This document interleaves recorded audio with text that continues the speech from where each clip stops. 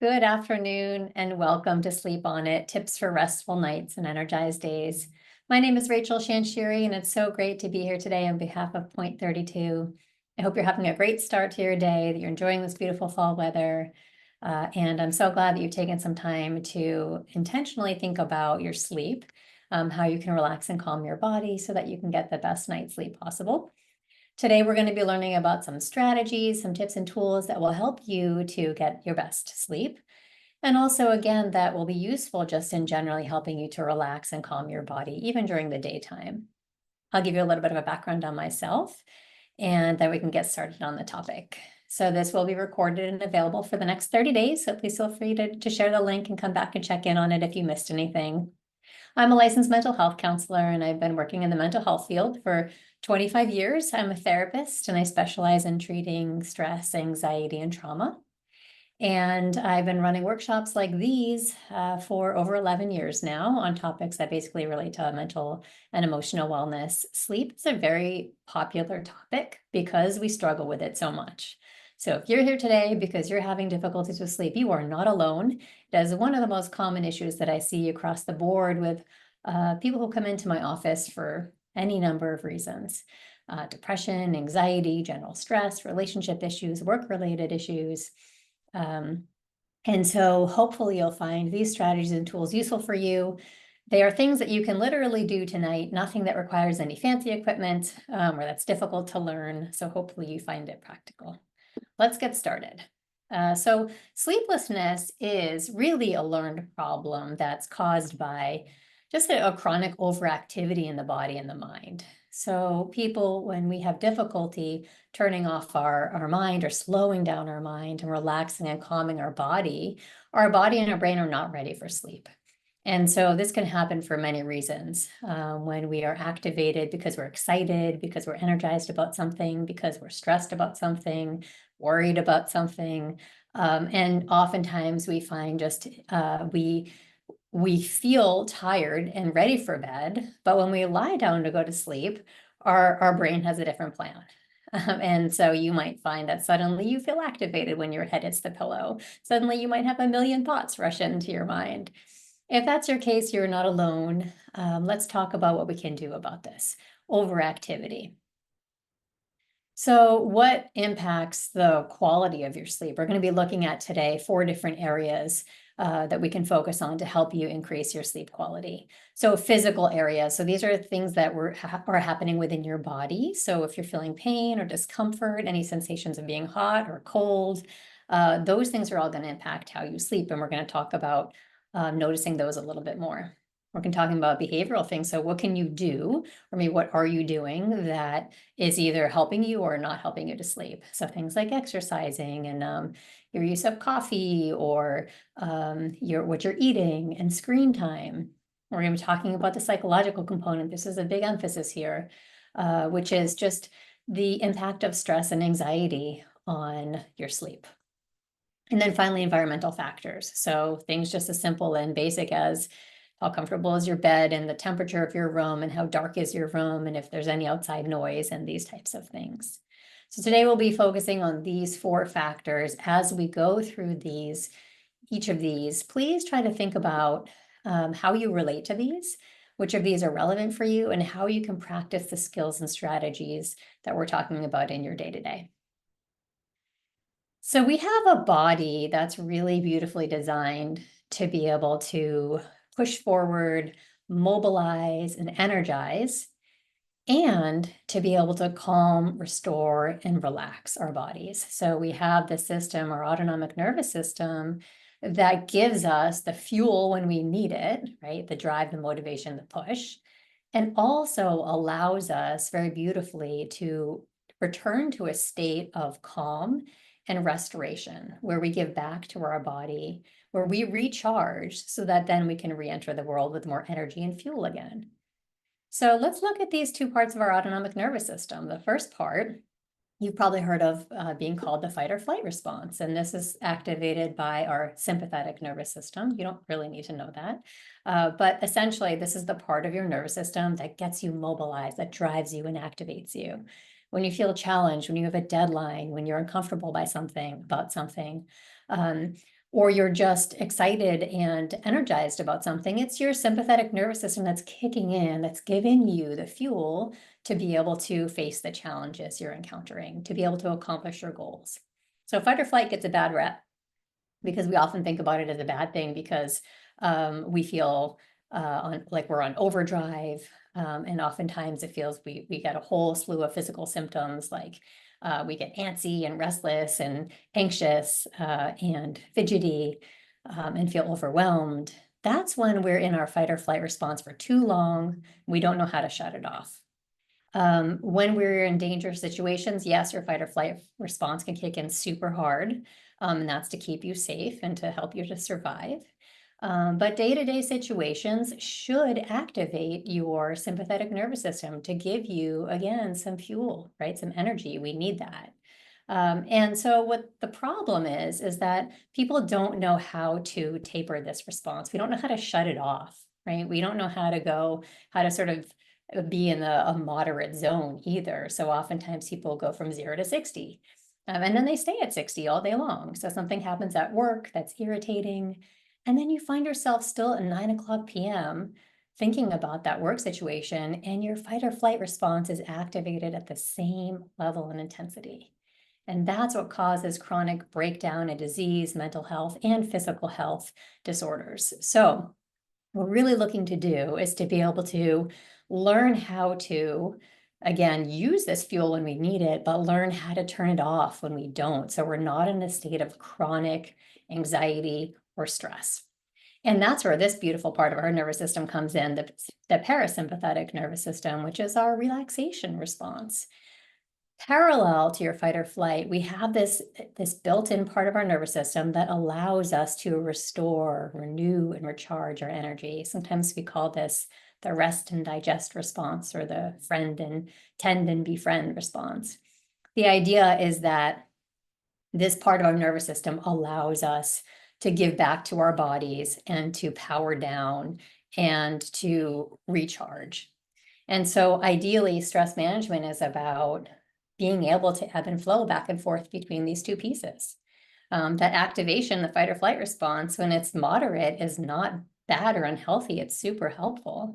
It's just that we need to know how to turn it off and how to shut it down, how to moderate it, right? So ebbing and flowing back and forth between fight or flight, rest and digest, right? Activating, calming and relaxing, being able to go back and forth between these states of our nervous system every single day is really healthy.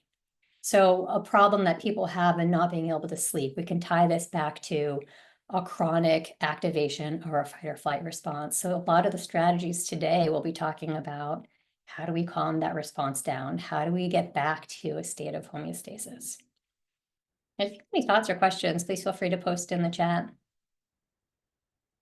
All right, let's talk about stress and anxiety, right? So those are the things that drive our sympathetic nervous system, this fight or flight response. What are stress and anxiety? Well, these are very similar, very interrelated emotions, and they both activate our fight or flight response.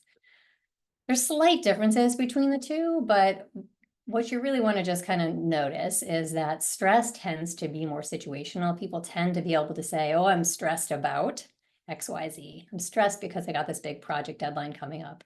I'm stressed because I'm running late. I'm stressed because I got in an argument with my significant other.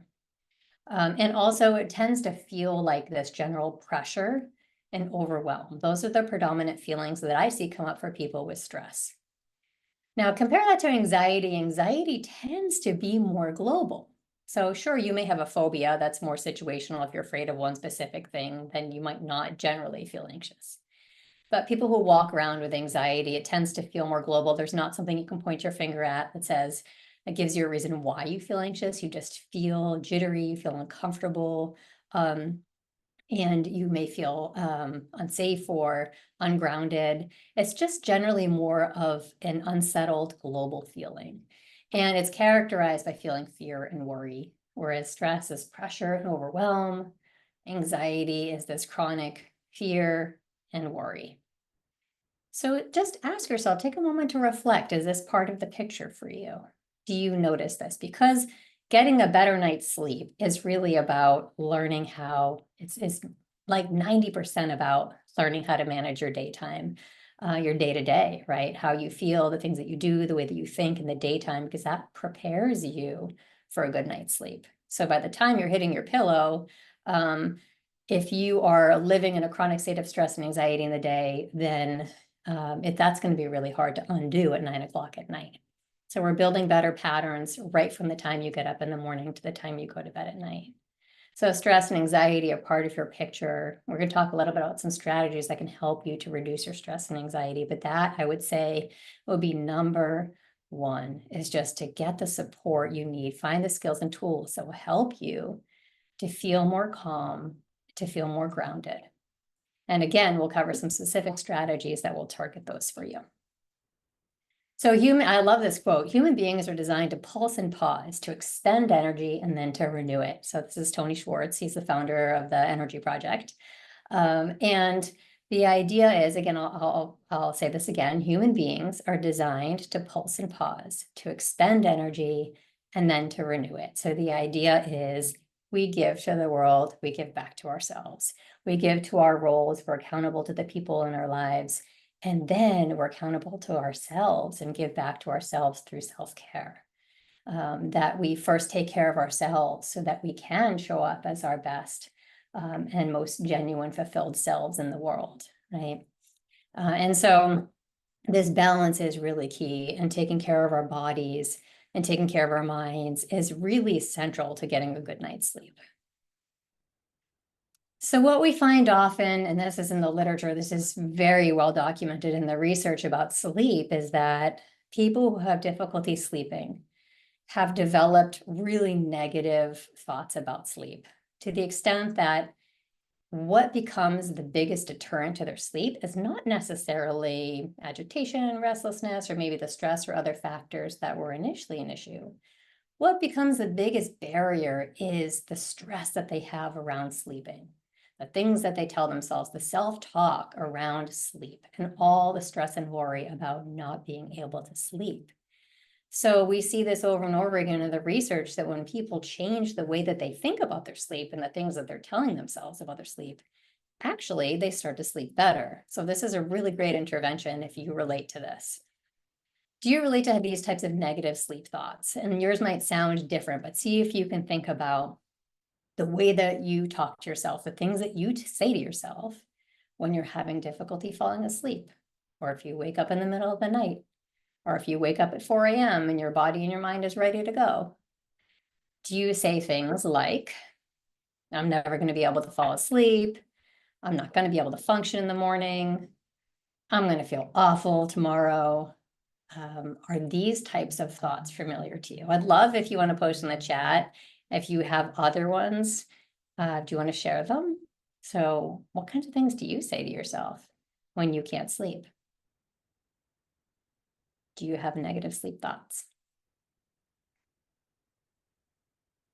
And what's most important is that you develop the self-awareness, so you know for yourself the kinds of things you're saying to yourself. Sometimes it takes some time to really reflect on this and to notice, oh yeah, I am telling myself these things. Okay, I'm a light sleeper and wake up with any small noise. That's tricky, right? That's really tricky. I'm already tired tomorrow. Yeah. Right. So these are things that you might stress and worry about. And the worry and the stress about being a light sleeper might paradoxically make you a lighter sleeper.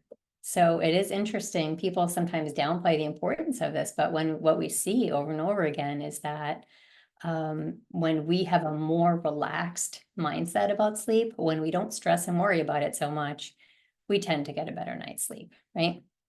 So what are some positive sleep thoughts that we can tell ourselves? So things that we can change, the way that we can change our thoughts so that our thoughts are working for us. Things like, I'm probably getting more sleep than I think. So let's talk about this one a little bit, because again, the research supports this theory, this statement here, that people typically underestimate the amount of time that they are sleeping, and they underestimate the amount of time it takes them to fall asleep. Sorry, they overestimate the amount of time it takes them to fall asleep, underestimate the amount of time that they think they're sleeping. So in fact, we are typically getting more sleep than we think. So if you thought, well, I only got 4 hours of sleep last night, chances are you may have actually gotten 5. And that's because maybe part of that, a good chunk of that was light sleep. You might have experienced that as more as being awake, but in fact, your body is getting some restorative benefits from that. So this is a really helpful thought. I'm probably getting more sleep than I think. I'll be able to get through the day and catch up on sleep tomorrow night. That's a very helpful thought. What we want to do is we're heading for sort of a sense of more grounded, more calming thought that's going to help us to fall back asleep. Or I'll take this time to practice a relaxation technique. So the relaxation techniques are really targeting the stress and anxiety that we're going to visit in a little bit. Is just taking that time to do some deep breathing, taking that time to do some muscle relaxation, by taking the time to do a little visualization of a calm place. So the thoughts that we have and our self-talk directly impact how we feel. And that in turn is going to drive whether or not we're able to fall back asleep. So when we change our thoughts, we change how we feel, and then we find that we're better able to sleep. So play around with this if you can. Actively try to tell yourself a different story, right? You probably have a very deeply embedded story about how you're a terrible sleeper, and these are all the wrong things with the way that you sleep, and these are all the problems that you have, and these are all the reasons why it's such a big problem for you, and it's a very deeply ingrained story. So let's try to pick that apart and undo it and tell yourself a new story, right? That is maybe not, that's still realistic, but that's more hopeful, and actually maybe even more accurate, because our negative sleep thoughts don't tend to be accurate. They tend to be exaggerating the troubles that we have. All right, so think about how you can use this strategy. The bedside notebook is a very helpful tool. Just taking, if you have a little notebook by your bed, if you have a thought that troubles you when you go to sleep, oh, I forgot to do this thing. Oh, I should have done this thing, right? I don't know if you have those thoughts flood in at any point. I do sometimes. I have a thought, oh, I forgot to do such and such, right? And then you're probably going to worry that you're going to forget about it the next morning, and then that's going to keep you up. So to avoid that, you quickly roll over, you take a pen, and you jot down in your notebook that thought that you had. Don't use your phone, because a phone is activating and will then further complicate your sleep issues. Use pen and paper. And if it's low light, don't turn on the light, don't flip on the light, because that's going to make you more activated. So keep the light low. And if it's scribbly and kind of, messy, that's fine. You'll get it in the morning. You'll realize what you've written down. But just write down those little things that you forgot. Okay, the things that might trouble you in the night. Jot them down. Close the notebook and reassure yourself that you have that there to revisit in the morning. You're not going to forget about it. When we've done that, it's kind of a mental cue to us that we're okay to get back to sleep now. And then in the morning, you review it. You open it up and you say, oh yeah, I forgot to do this thing yesterday. Let me do that now. So let's talk a little bit about what we can do. So kind of habits of good sleepers in order to get a better night's sleep. So we've talked about these sleep thoughts being just the way that we think about sleep being really important. But there's a lot of research about what makes people good sleepers. And 3 things that come over and over and over in the research when we look at what are good sleepers doing, what helps them to sleep. One of the things is definitely that their anxiety and stress is under management. Aside from that, because we talked about that big thing, there's 3 other items that come up quite a bit in the literature. One is that there's these shifts that happen in the body temperature throughout the day and the night, that our body has this rhythm of temperature changes. And we can learn how to sort of feed on that and play off of that in order to get a better night's sleep. So let's talk a little bit more about that coming up. Second thing being that people who get a better night's sleep, they know how to slow their bodies and brains before they go to bed. So it's natural that you're going to be in a go, go, go mode with lots of fight or flight energy, right? Lots of that energy and fuel and sympathetic energy activation during the day. However, we need to be able to slow and calm and ground our bodies and minds in order to prepare for sleep. And so if you're reading the news before bed, if you're doing work before bed, if you're doing work in your bed, Any one of those things, even just excessive screen time right before sleep, arguing with someone before sleep, thinking about your problems before sleep, those are all activating activities. You will not be able to sleep because your body and your brain won't be cued to sleep. So we need to actively take steps to slow and calm and regulate our bodies. We're going to talk a little bit more about that. We're heading for is we notice that people who sleep well have these slower brainwave patterns in the evening, and we have to learn how to jump kick those for ourselves, particularly if you have difficulty shutting off stress. And then finally, we know that people who sleep well actually have less muscle tension when they're going to bed. So we're going to talk about how to release and relax tension from the body so that you have a relaxed body. I like to say relaxed body leads to relaxed mind. When your body is relaxed, the mind will follow. Let's talk about each of these three things in a little bit more detail. Starting with a shift in the body temperature. So typically when it comes to sleep and cycles of being alert or sleepy, our higher body temperature keeps us a little bit more alert. Lower body temperature tends to make us more sleepy. So we want to, when it's time to go to sleep, we want to be able to have a lower body temperature. So our body temperature will shift throughout the day. But when we want to sleep, sometimes people really like to bundle up and get in big sweatshirts and have big blankies and all this, which can be super cozy.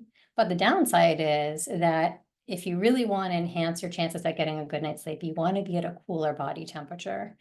So cooler clothing and a cooler temperature in your room. We know that the body does have these shifts throughout the day, right? So we have a peak in our body temperature mid-morning. You might notice a peak in your productivity at that time. We have a little drop in the afternoon. You might go sleepy then. Another increase. So when you're heading out of work, you have a little pick-me-up. And then typically our body temperature then will just continue to drop as we head into sleep. So one thing that you can do to help really move this cycle along and tap into this rhythm is to get exercise 3 to 6 hours before bedtime. So timing the exercise is important. If you get a really hot, sweaty, long workout, like you do a super hot power workout, hot power yoga workout at 9 p.m., you probably won't be falling asleep at 10 p.m. or even maybe midnight, because your body temperature is going to signal that you are awake and alive and active and not ready for sleep. So typically the rule of thumb here, if you're looking to exercise to enhance your sleep, then trying to exercise 3 to 6 hours before your bedtime is ideal. If you don't have difficulty with sleeping, this is not so important. But if you do, exercising is really key. And the timing of that exercising is key. So timing it again in this sweet spot, this window of 3 to 6 hours before your bedtime, allows your body temperature to climb, which cues it then to be able to decrease enough by the time you want to be able to sleep. So we're just fueling into the system that's already there, designed for us, innately within us, increasing our body temperature so that then it will return to a lower body temperature by the time we're ready to go to bed. And the other thing you can do is you can take a warm bath a few hours before bed. That's also kind of helpful. We want to sleep in a cool, dark room. Okay, so this gets back to the body temperature of the night, just keeping that nice and cool. Dark is really important as well. And let's talk a little bit more about those sleeping environment factors here. So with regards to your sleeping environment, that's your bedroom, that's your bed, and that's your bedroom. How do we want those places to look and feel in order to get the best night's sleep? And this is all based on sleep research as well. We want to take away all the cues of stress in our bedroom. So you don't want to do your work on your laptop in your bed before bedtime. You don't want to have your work laptop on your nightside table. Even having your phone on your bedside table by your bed is not advised. I know you'll probably do it anyhow because most people use their alarms on their phones. However, that is a cue of stress for many people. Having other cues of stress, things that remind you of stressful things that you have to do, maybe of work, maybe of other obligations that you find tedious. Those are all things that are going to keep you activated. So you want to remove as many of those as possible from your view when you're trying to get to sleep. You want your room to be quiet, dark, cool, and comfortable. So this is pretty intuitive, right? Quiet, dark, cool, and comfortable. Those things will maximize your chances at sleeping. So those are just environmental things that you can do. And when you couple these with changing the way that you view changing the way that you view sleep and your sleep talk, and managing your stress and anxiety, and regulating your body temperature and exercising 3 to 6 hours before bedtime, all of these things combined will really have a pretty powerful impact on helping you to sleep better. If you still find you're having a lot of trouble sleeping. People find that sometimes they build this really negative association with their bed. This gets back to our thoughts. Remember, our thoughts are super powerful. We associate bed with stress, bed with sleeplessness, and we're trying to break that association. We want to build the association of bed with sleep. So in order to do that, we have the sleep scheduling strategy, which is super helpful. What you want to just try to do is reduce the amount of time that you're in bed before you fall asleep. So if you know it takes you an hour to fall asleep by the time you get into bed, then you get into bed an hour later. Okay, so you're literally just shaving off all the time that you know you're going to be lying there looking at the ceiling or feeling agitated or stressed, so that when you get to bed, you're that much more tired and ready for sleep. You go to bed super tired, okay? And if you can't sleep, you get up and you literally go do something different, and then go back to bed 20 to 30 minutes later, really tired again. So basically, every time you get back into bed, you want to be super tired. You're just maximizing the odds that you're going to fall asleep. As you build your sleep, then you can go to bed a little bit earlier. Instead of waiting an hour to get into bed, you can wait a half an hour to get into bed, and you can gradually build up more time in bed. Essentially, you just want to be going to bed exhausted every single time in order to build back this association between bed and sleep. This is, again, if you're really struggling with sleep. And you want to wake up at the same time every day. So the more trouble you're having with sleep, the more regimented you want to be about sleep scheduling. So following this very strictly, if you have a very difficult time sleeping and maybe you're getting only 5 to 6 hours of sleep a night. Napping you want to avoid entirely if possible. If not possible, you definitely want to limit it to 30 minutes and not have it after 4 p.m. So take a look at this. If you're really struggling, get really diligent about sleep scheduling. And I do think that will help you get into a better place with your sleep, and you can build from there. And finally, let's look a little bit more at these relaxation exercises. There's so much that we can do to help tap into this parasympathetic nervous system, that part of our nervous system that helps us to relax our bodies and our minds. So some of the things that you can do to help you to sleep, also that'll help you relax during the day, are abdominal breathing. So belly breathing is a skill that you can learn pretty easily. It might feel awkward while you're trying to learn, but once you learn it, it's the most efficient way to activate your parasympathetic nervous system. Excuse me. Taking a few deep, slow belly breaths is the best reset for your body and mind.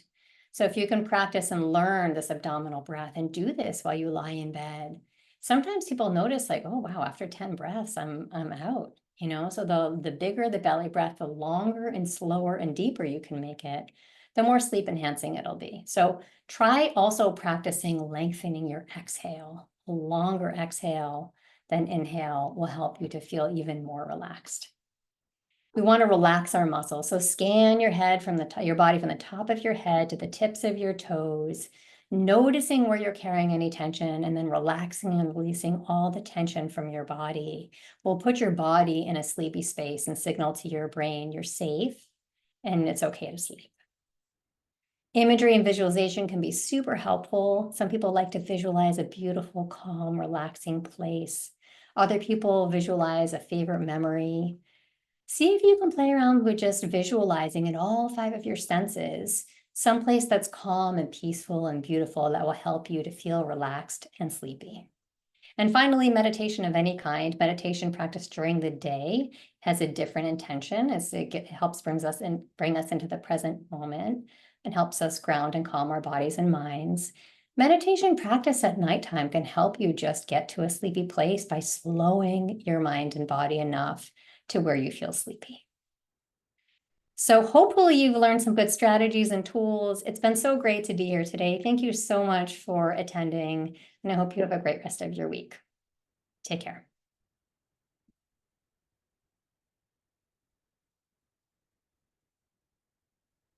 You're most welcome. Thank you all for joining.